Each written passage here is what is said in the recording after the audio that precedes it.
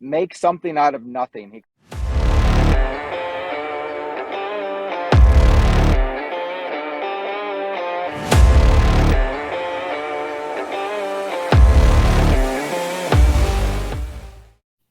Hey, Motivated Wednesday. This is Johnny Kline. I'm your RCTAA, your Reserve Component Transition Assistant Advisor out of Missouri.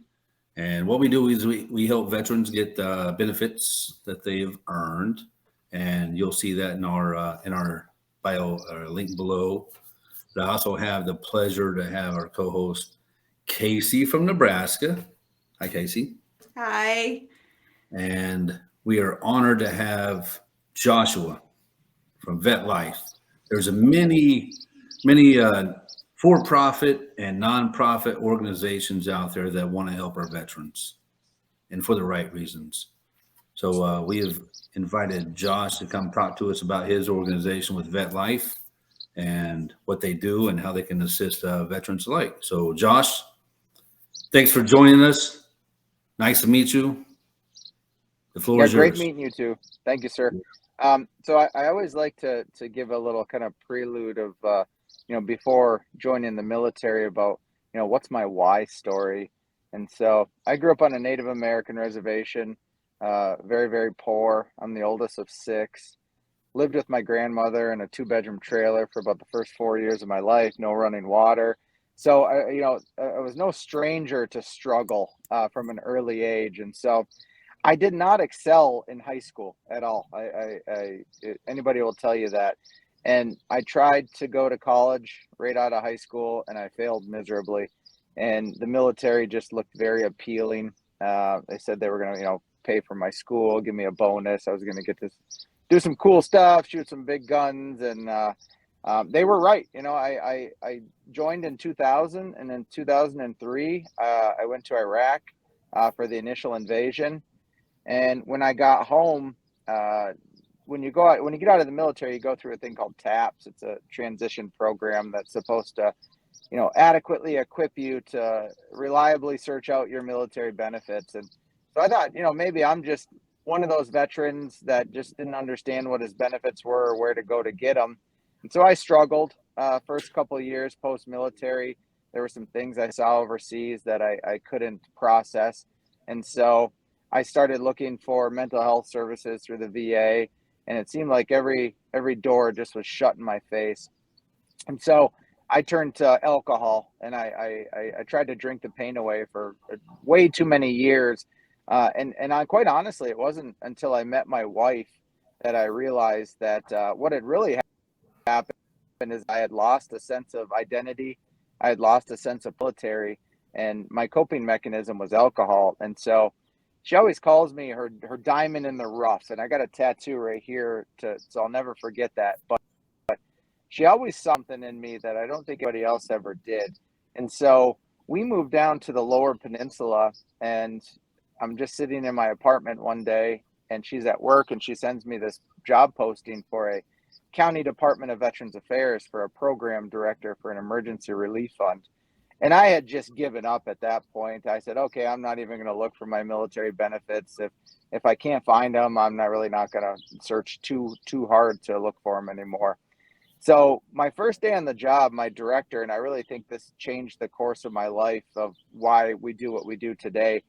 He said, I'm of the mentality that it's going to be a sink or swim type scenario. He's like, even if you're going to be good at your job, or you're going to know within the first month if you're not cut out for this. And I didn't find out until after about my first year that 125 people had applied for that job. And for whatever reason, he saw something in me. And so essentially this got me going on the path to realize this, that the military benefits are out there. I mean, there's an influx, they're everywhere. It's just that the government doesn't do the greatest job of explaining what those benefits are or where to go to get them. And so I was fortunate with that director. He said, make something out of nothing. He goes, this is, really the first year. We got about $500,000 to work with. So I started building programs around unmet needs in the community with transportation issues. Suicide was a really big issue, and it still is today. Started building programs around homeless veterans transitional programs. We had a lot of food insecure veterans in the county. We had veterans that couldn't afford to get their kids a Thanksgiving meal. And so I'm sitting there in my office one day, and I'm helping or doing my best to help about 11,000 veterans in the county I work in. And I just see that the state of Michigan is hiring for, it's called a regional coordinator program. There was 10 of us in the state of Michigan, and I applied for the job. And I mean, they called me the very next day and said, we'd like to offer you the position. So my position with them was to coordinate benefits for around 62,000 veterans in a 6-county region. And by that time, I had really found my sense of purpose again. I felt so good about myself. I was helping people. And I knew there was more that I could do. And so the state had given me a bunch of money to do these town halls. And what I found was over the course of about a year doing these town halls, that what I was getting about 40 or 50 at each event was resource providers. And what I was not getting at the events was veterans. I'd get maybe 2, 3, 4 veterans. My whole job was to connect veterans to their benefits. And so my wife and I sat down, and she goes, just out of the blue, she's like, I think you would really do good at law school. I think you should go to law school.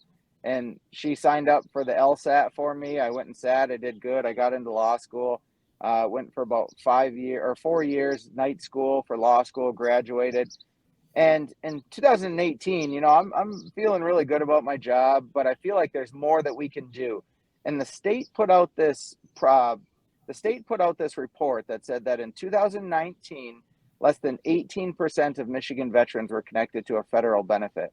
There's 570,000 veterans in the state of Michigan, and I think I'll let you do the math about how many veterans are still, needing to be connected to their benefits. So we sat down at the kitchen table, my wife and I, and we said, all right, we're going to create this nonprofit called VetLife, as you can see here. So VetLife is very simplistic in its approach. We proactively go to the veteran wherever they're at. And when I worked for the county, when I worked for the federal government, when I worked for the state of Michigan, we waited for the veteran to come to us, which I think is a very backward service provision model. And so we created this flagship event called VetFest. And so VetFest brings all of the vetted resource providers down. Think about that town hall approach I mentioned. But we also include the entire family in the process. Because I said earlier, I don't think I would be here today if it weren't for my wife, if it weren't for my kids pushing me to be a better person. And so we took that concept and we applied it to the VetFest approach.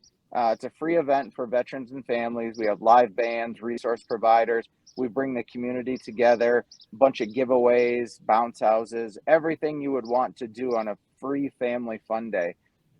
So our first year, we thought, okay, maybe we'll get 200, 300, maybe 400 people at the event. The very first year, we had 1,800 people show up. And the coolest part about all of this is, with my government background, I had made some really good connections in the government. And I said, okay, I want to see how successful this event is. And how do I measure that? That's by how many veterans I can get going to get their military benefits. And so we were working with the County Department of Veterans Affairs office. And 1 month after our VetFest event, we saw a 60% increase in veterans going down to their local resources to get their benefits. And why that's so important is each veteran is worth X amount of dollars in benefits through VA healthcare, disability compensation, education, VA home loans.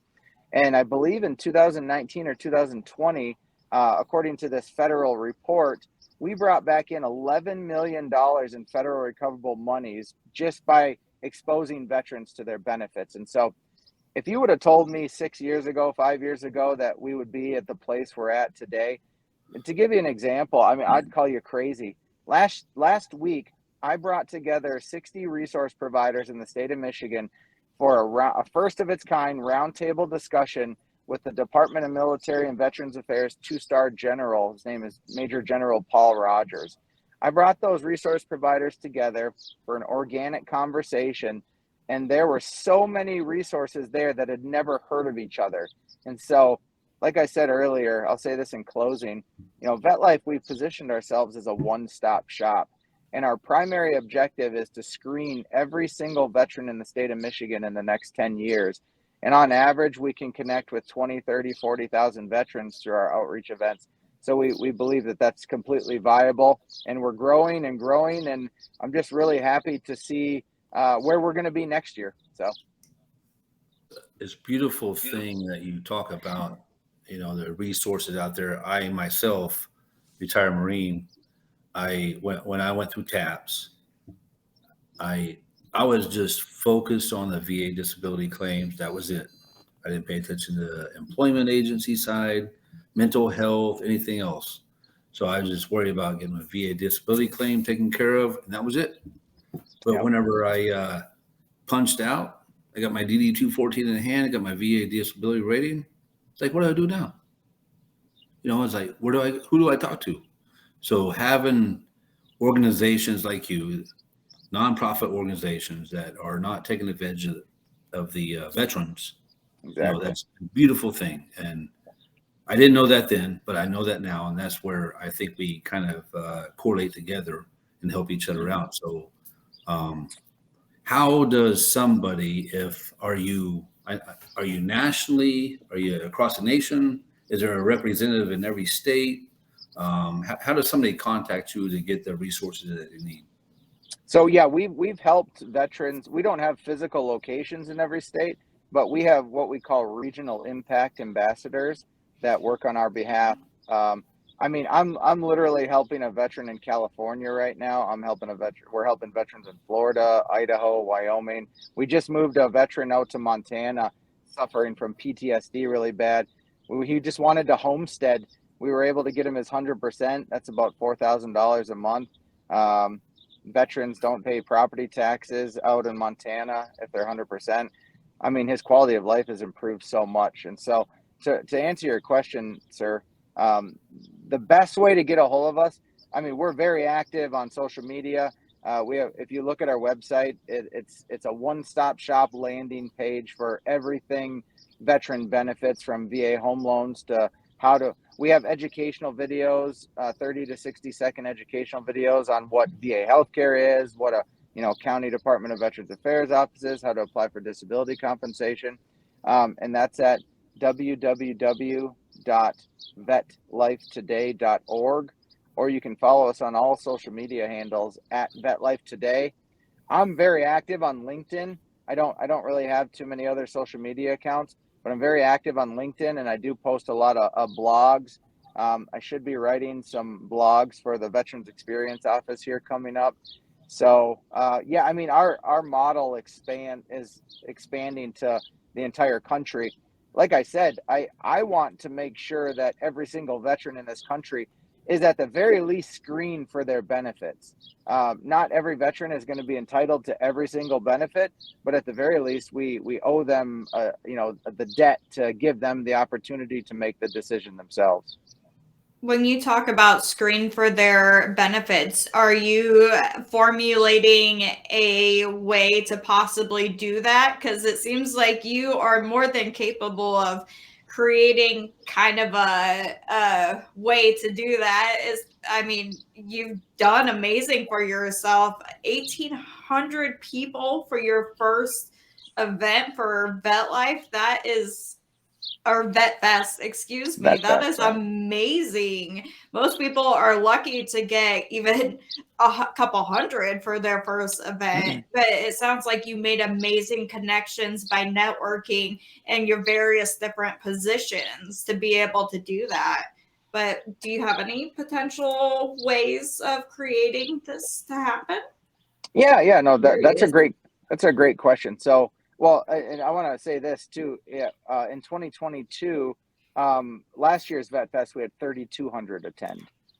Yeah. So, to answer your question, there's only a certain amount of us, and there's like 20 million veterans in the country right now. So we're very good at leveraging with our community partners and our national partners.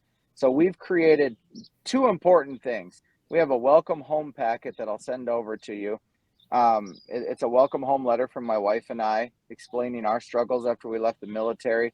And then we have a disability checklist that explains in layman's terms the benefits you're entitled to.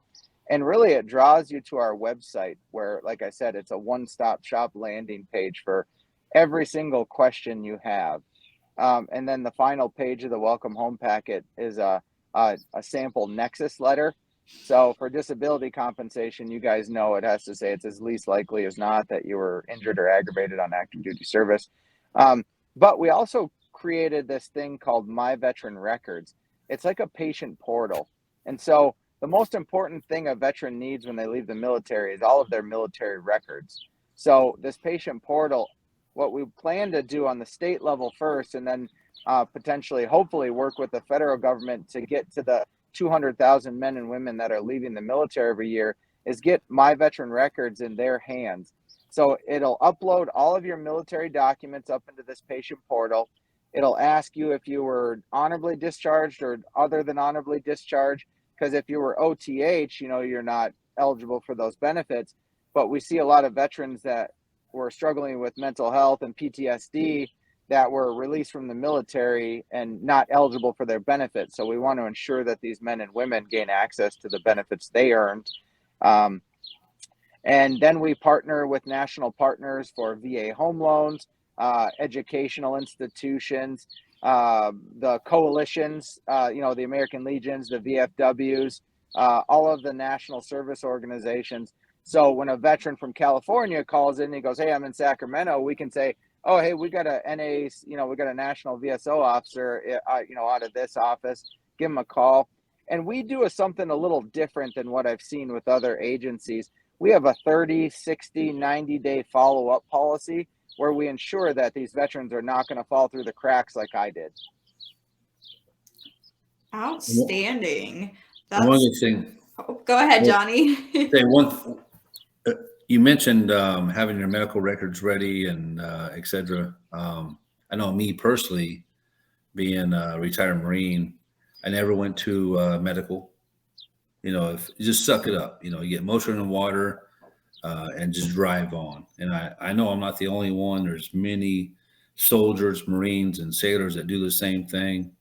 And when you retire, like myself, my medical records, they got lost at one point in time, but also once they were not lost, my medical records were, far and few between. So it was pretty thin whenever I went to DAV and VA to submit my medical records. But buddy statements, how important are they to you? That do you have any experience with those? Are you familiar? Yeah.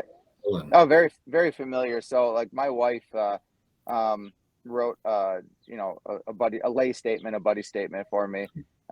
That's one of the things that we explain as well, because you make a good point. In the military, they break you down and build you back up into what they want you to be.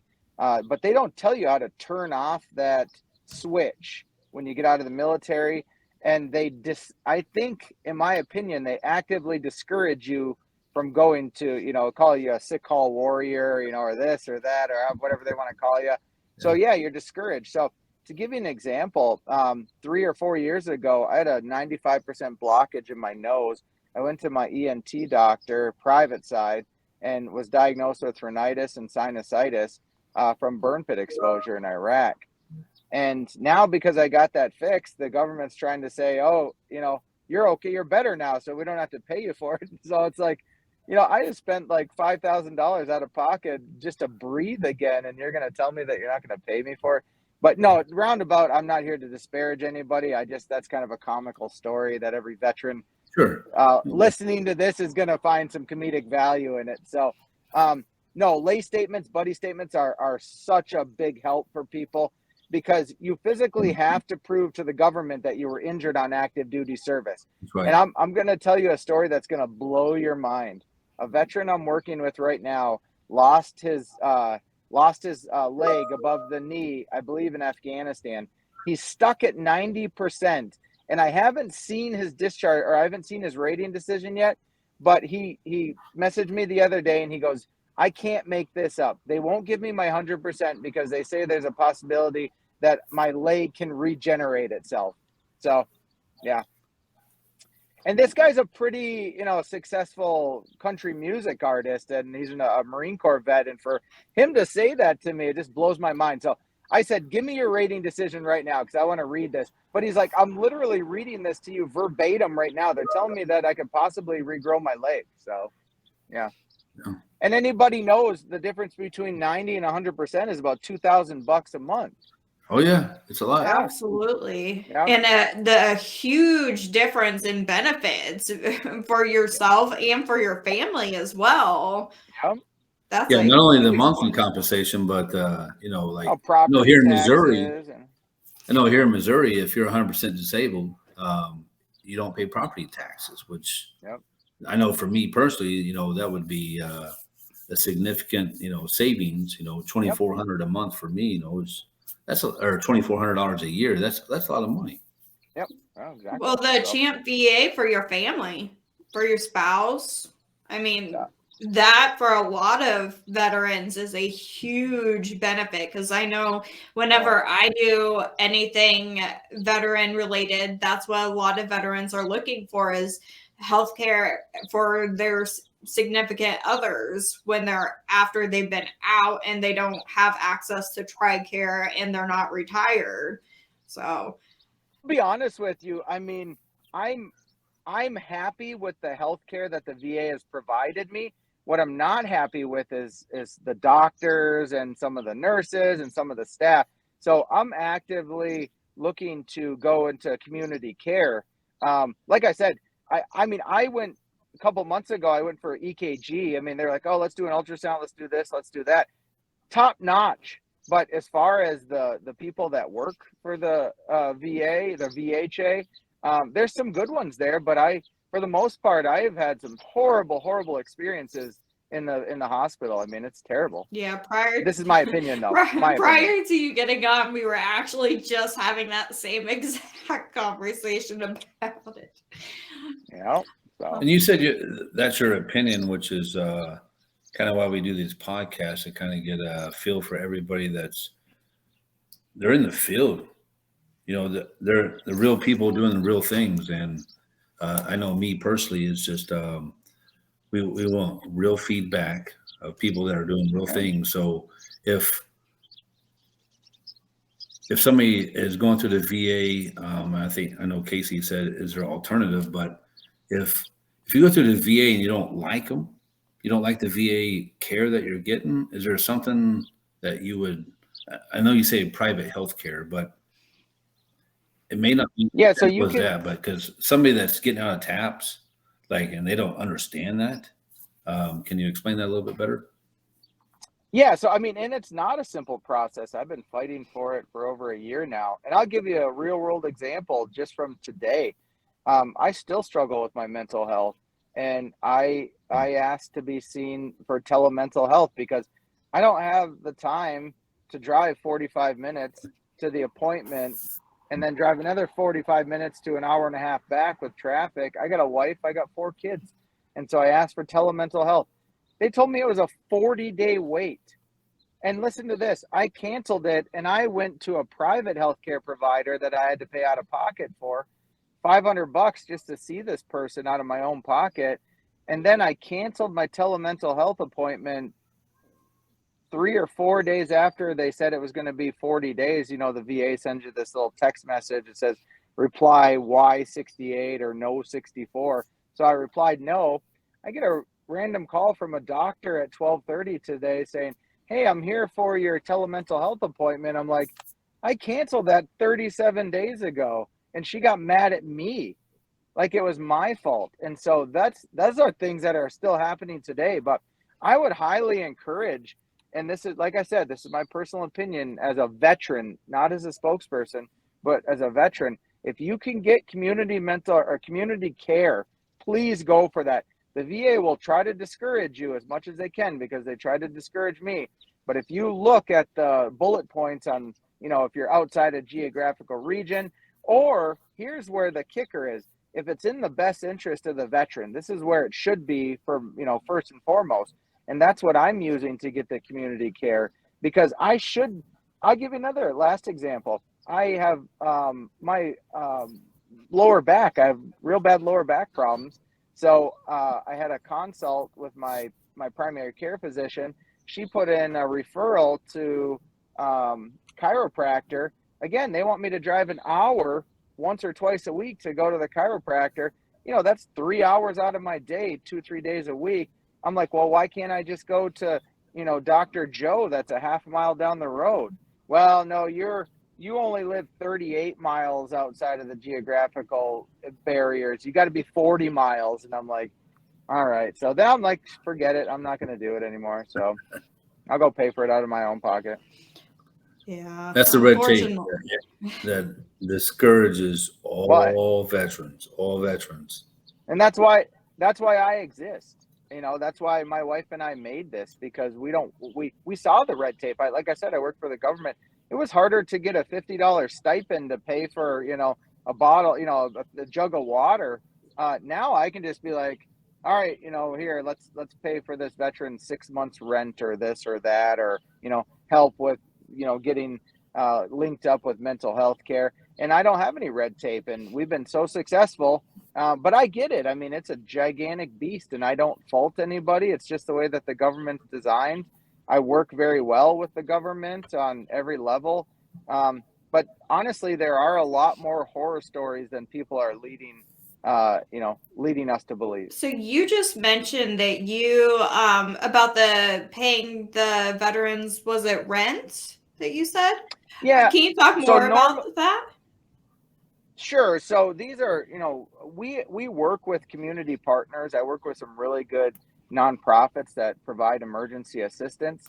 So and then this is specific to here in Michigan, but it's called the Fallen Wounded Soldiers Fund. And Dr. Lynn Phillips gets around $900,000 a year to help with emergency assistance.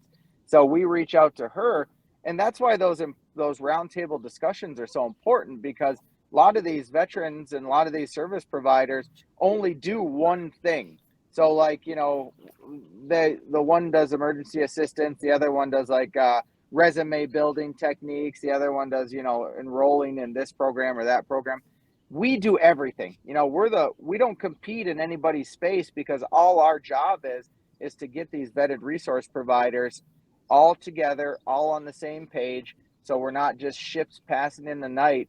We're all doing great things, but if we can have a connected network, we can do so many more great things.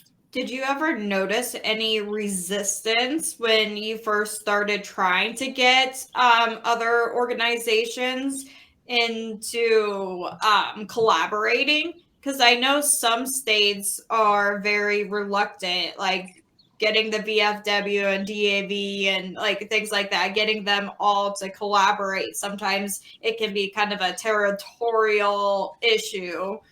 Did you notice that when you first started trying?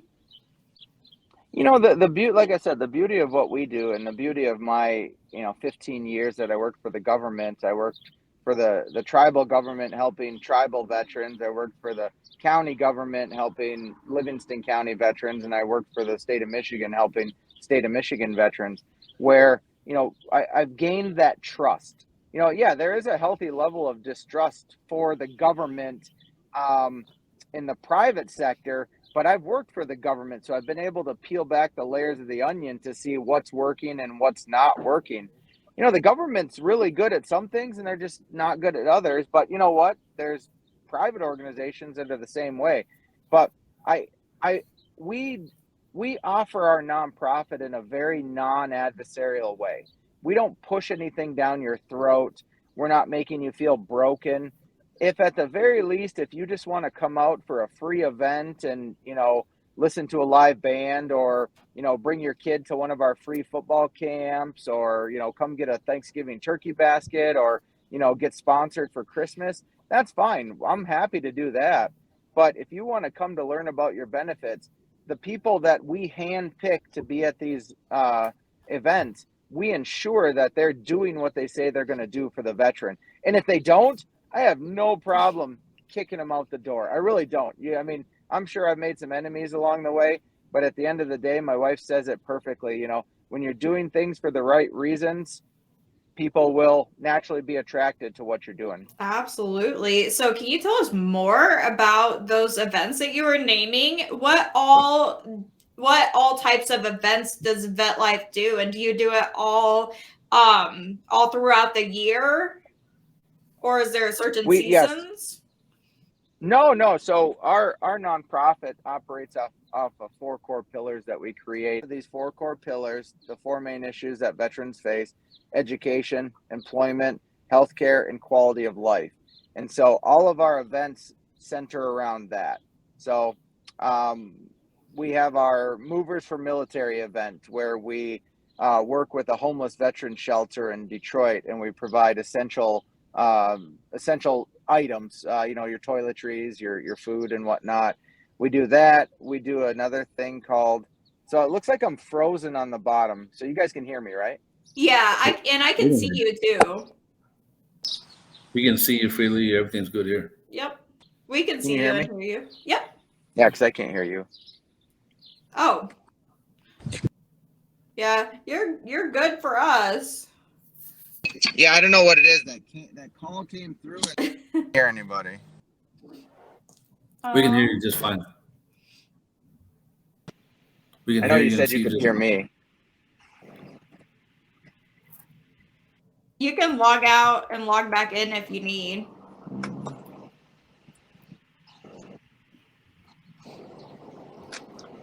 Do you need a log out? Yeah. Here. But I can't hear you. Can you hear us now? We're good. We can hear you. Yeah, I see you can hear me. So I can just talk, but I'm not going to be able to understand what you're saying. So those 4 core pillars that we operate off of, we just offer events throughout the year. Our big flagship event is the Vet Fest event, but we do an event called Little Troops on the Field. And all these events are on our website, the VetLifeToday website. But another cool event that we do is called Little Troops on the Field. We work with our local high school football team. We work with the Detroit Lions. We work with the University of Michigan football team. And we provide a free football camp for veteran children. And we're actually expanding that concept. We're working with the Detroit Lions right now to do 2 things that I want. I want to have a Vet Fest at Ford Field where I can get 7,000 to 10,000 veterans there. And then also I want to do a Little Troops on the Field event at the Allen Park Training Facility. But yeah, I mean, we sponsor 50 to 100 families every year for Christmas. I said earlier that I grew up relatively poor, and so I wanted to make sure that no kid ever had to go without doing. So yeah, I think we've sponsored at least 1,000 families over the last 6-7 years. We do backpacks, school supply giveaways throughout the year. We buy school clothes for children. I mean, just anything that's an unmet need in the veteran community is the services and programs that we offer. Amazing. And again, I have no idea why in the heck I can't hear you, and I apologize if you're talking to me, but I have no sound on my end. Can you hear us now? No. Uh-huh. Send him a message. So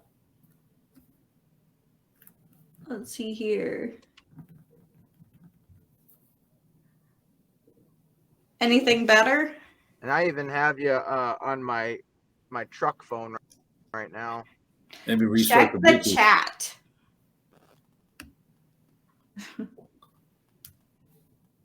No, should I show the chat? Out there. Chat. C H. No idea. My apologies. I don't do sign language either. I'm sorry. So I don't know if that's what you're doing.